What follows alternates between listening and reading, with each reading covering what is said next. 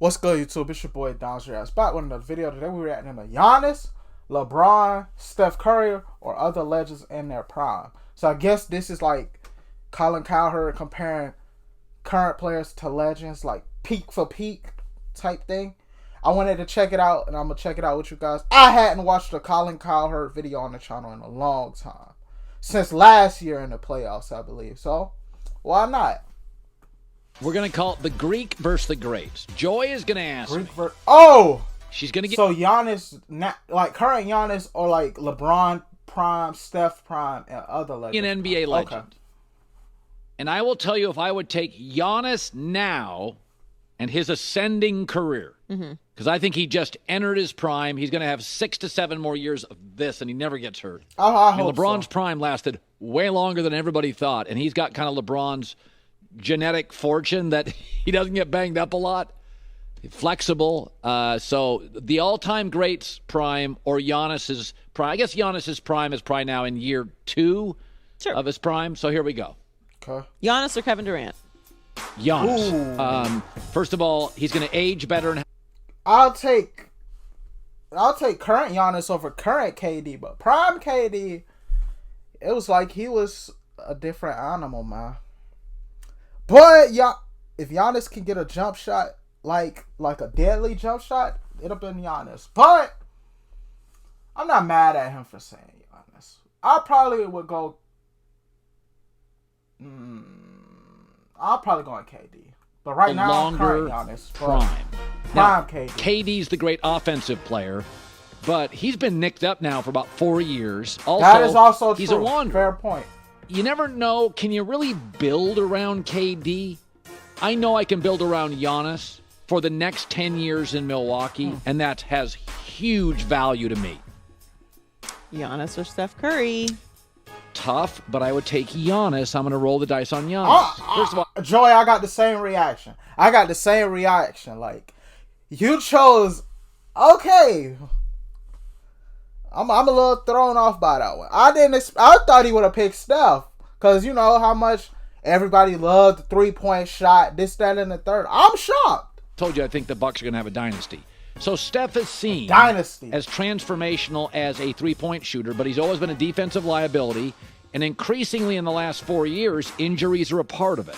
Now, Steph's ceiling and the ability to shoot will extend his career. I'm not saying it's not close, but you have to hide Steph on the defensive end. And I know defense is only about 30% of the NBA. Offense is 70%.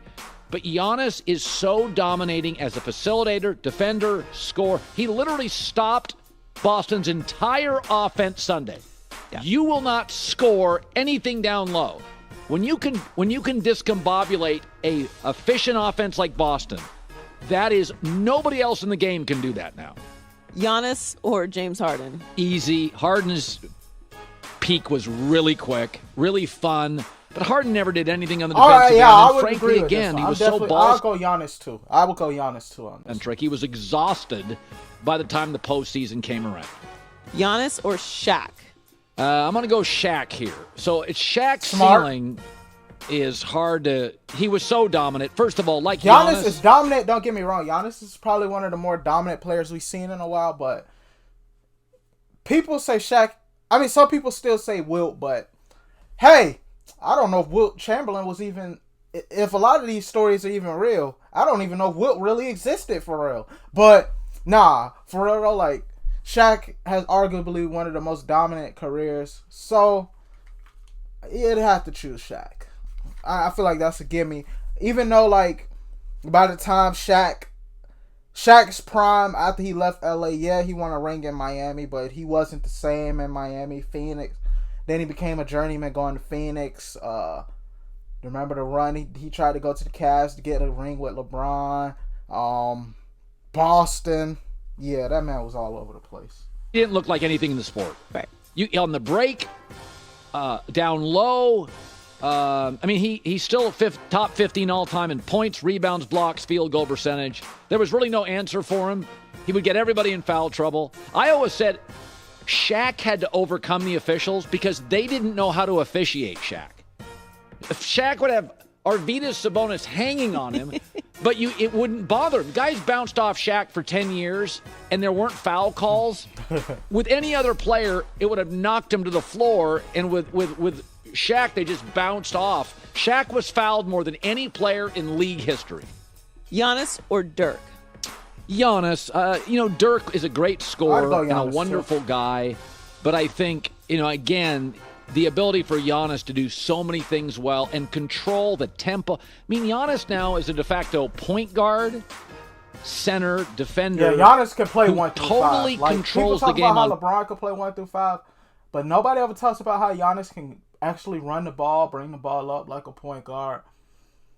He can guard 1 through 5, definitely. So both ends. Like people was even arguing last year, the Bucks would be better if they put Giannis at 5. Or Tim Duncan.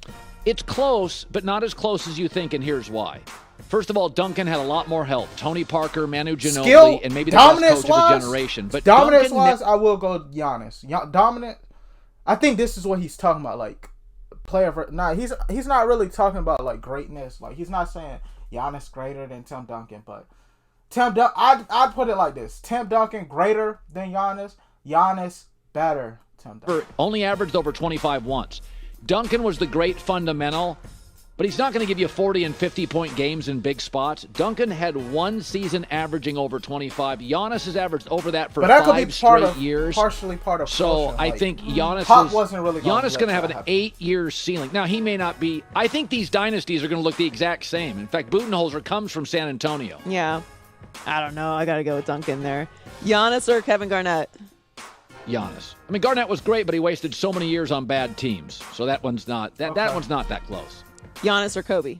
Now, again, I'm in Los Angeles. Don't do it. Remember, Kobe was a volume scorer. He was not efficient. Giannis is efficient. Also, Kobe was a very good defender for about 5 years. But early on in his career and late, he wasn't. But this is hard. Come on, these are not easy questions. No, it's not. It's not hard for me on Kobe, Steph, or Duncan.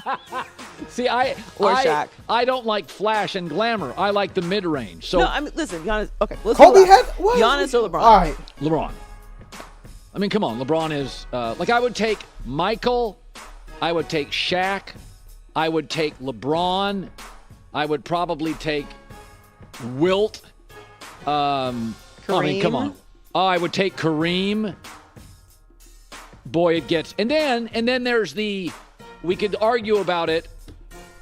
I would take Magic over Giannis. I would take Magic because he completely controlled the whole league. Bird would be close, but he wouldn't beat him. But I'd take about 7 guys over Giannis. That's how highly I think of him for the next. So Giannis, in your opinion, has a top 10 peak. That's what he's saying. Years. Hi, everybody. Thanks for watching. I don't know. Some of these got me like, the Curry one, the Kobe one, definitely no.